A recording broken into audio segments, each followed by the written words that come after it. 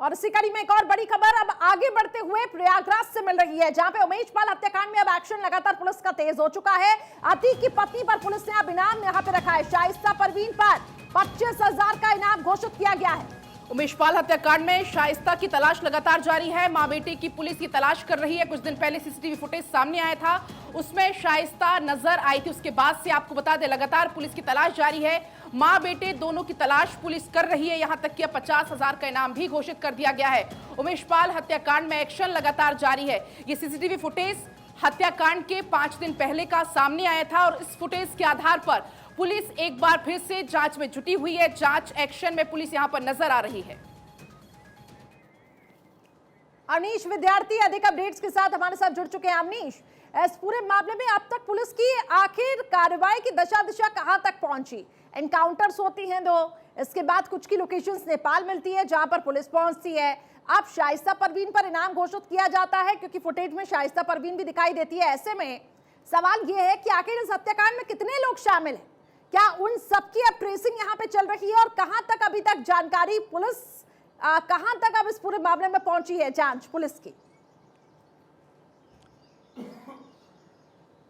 देखिए, इस पूरे प्रकरण का विस्तार अगर आप देखें तो इतना व्यापक है कि उसको किसी एक कहानी में समेटना बेहद मुश्किल हो। शायद यही वजह है कि यूपी एसटीएफ या प्रयागराज पुलिस को इतनी ज़्यादा मशक्कत करनी पड़ रही है। आप एक तरफ देखिए, साबरमती करीब 1500 किलोमीटर से ज़्यादा दूरी है।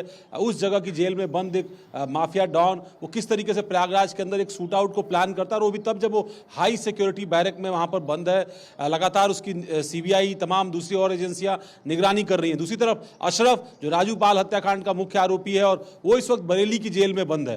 लेकिन किस तरीके से एक जेल से दूसरी जेल, दूसरी से तीसरी, और फिर अतीक अहमद के अलग अलग पुराने जो गुर्गे हैं वो एक साथ जुटते हैं। जो परिवार है अतीक अहमद का, चाहे उसमें उसके बेटे हों, वो सभी के सभी 2 बेटे उसके ऑलरेडी जेल में हैं, एक लखनऊ की जेल में, एक नैनी की जेल में।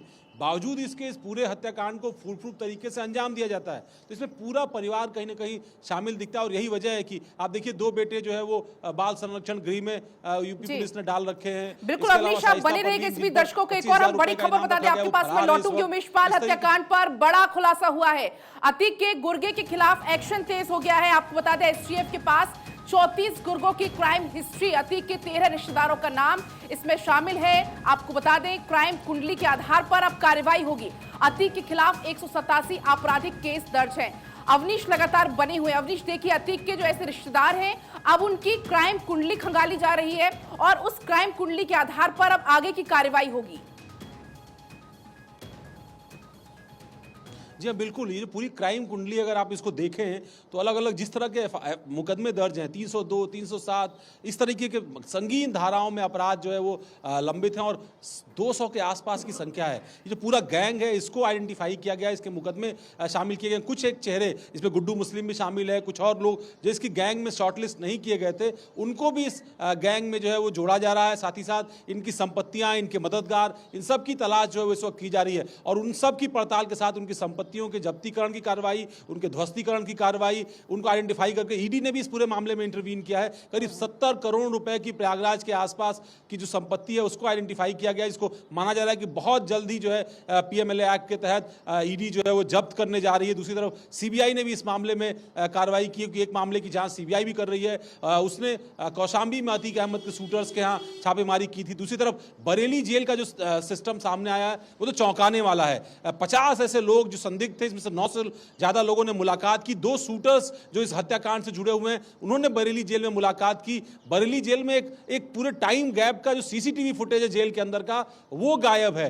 2 जो जेल कर्मी हैं वो गिरफ्तार हो चुके हैं, 2 जो मददगार हैं वो गिरफ्तार हो चुके हैं। इसमें एक महिला की भूमिका भी सामने आ रही है जिसकी पड़ताल की जा रही है। एक पूर्व मंत्री से उसका रिश्ता बताया जा रहा है। तो कई तरह के ऐसे समीकरण, और इस मामले का फैलाव इतना ज्यादा है। आज यूपी एसटीएफ और प्रयागराज पुलिस की जो टीम है वो साबरमती भी पहुंची है। अतीक अहमद से भी लंबी पूछताछ इस मामले में करने वाली है। तो कड़ियां बहुत अलग अलग हिस्सों में बटी हुई, इसीलिए पुलिस को यूपी एसटीएफ को इसको जोड़ने में थोड़ी मशक्कत ज्यादा करनी है। आपने ठीक कहा, कड़ी दर कड़ी सबको जोड़ा जा रहा है। और जैसा कि CM योगी आदित्यनाथ ने भी कहा था, माफियाओं को मिट्टी में मिला देंगे और चुन चुनकर एक एक आरोपी के पास पुलिस पहुंचेगी। और इसी बीच एक और बड़ी खबर, अतीक की पत्नी शाइस्ता पर इनाम घोषित किया गया है। शाइस्ता पर 25,000 का इनाम घोषित।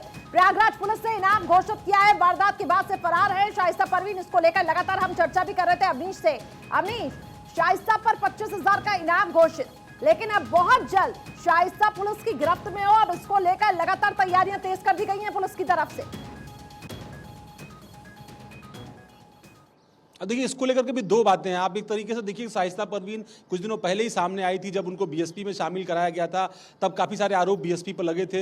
जब ये हत्याकांड भी सामने आया, उसका मायावती का बयान आया था और उन्होंने कहा था कि माफियाओं के परिवार को उसमें शामिल करना बेहद ज़रूरी नहीं है। अगर उनकी कोई भूमिका दिखती है शाइस्ता परवीन की तो तब पार्टी विचार करेगी। अब तो देखिए सामने आ गया, वो फरार हैं। 25,000 रुपये का इनाम जो है वो उन पर घोषित कर रखा गया है। घटना से ठीक पहले यानी 19 फरवरी को उनकी जो भूमिका है, उनका एक सीसीटीवी फुटेज जो वायरल है मीडिया के अंदर, वो जो है एक शूटर के साथ दिखाई पड़ता है। वो उससे मिलने के लिए उसके इलाके में गई हुई हैं। तो आप ये इन तमाम कड़ियों को देखें। और पहले घटना 21 तारीख को ही अंजाम दी जानी थी कोर्ट के ठीक बाहर, वो नहीं हो पाया। 24 तारीख को घटना अंजाम दी गई। लेकिन आप ये सिलसिला देखिए तो आपको समझ में आएगा किस तरीके से फुल प्रूफ प्लानिंग की गई थी। लखनऊ के अंदर आप सोचिए कि अतीक अहमद का बेटा यही पता लगाने की कोशिश की जा रही है कि आखिर साजिश के तार कहां तक जुड़े हुए हैं। और इसी को लेकर देखिए, उमेश पाल हत्याकांड में लगातार एक्शन जारी है। इसको लेकर एक रिपोर्ट हम दर्शकों को दिखाते हैं। दरअसल अतीक अहमद अपने आपराधिक साम्राज्य की पूरी कमान तीसरे बेटे असद को सौंपना चाहता था। वो प्रयागराज और पूर्वांचल के साथ साथ पूरे उत्तर प्रदेश को बताना चाहता था कि उसके गैंग को अब असद ही लीड करेगा। लोगों का कहना है कि अगर असद की जल्द से जल्द गिरफ्तारी न हुई तो प्रयागराज में व्यापारियों से वसूली शुरू हो जाएगी। अतीक की बेगम शाइस्ता का भी एक वीडियो सामने आया है जो 19 फरवरी का है। इस वीडियो में शाइस्ता शाबिर के साथ शूटर बल्ली से मिलने पहुंची थी। उमेश हत्याकांड के 16 दिन बाद भी 5 शूटर फरार। 2 देश, 8 राज्य, 13 जिलों में 500 से ज्यादा छापे, लेकिन हाथ नहीं आए शूटर्स। खड़े हुए कई सवाल। एसओजी, एसटीएफ और यूपी पुलिस की 22 टीमें जुटी। 2 आरोपियों का एनकाउंटर, 3 मददगारों के मकान जमींदोज। नेपाल और थाईलैंड में भी एसटीएफ ने की छापेमारी। हर शूटर के लिए 3 डेडिकेटेड टीमें कर रही काम। असद की तलाश में गुजरात और नेपाल में छापेमारी। वारदात के बाद मेरठ की तरफ भागा था गुड्डू मुस्लिम। 20,000 मोबाइल नंबर हैं रडार पर। अतीक अहमद के बेटे असद के बारे में कहा जा रहा है कि वो गुजरात में है, तो कोई बता रहा है कि नेपाल में है। पुलिस के लिए असद और बाकी शूटर्स चुनौती बन गए हैं। तो उधर प्रयागराज में अतीक के कई करीबियों पर बुलडोजर एक्शन की तैयारी हो रही है। Bureau report, Bharat 24।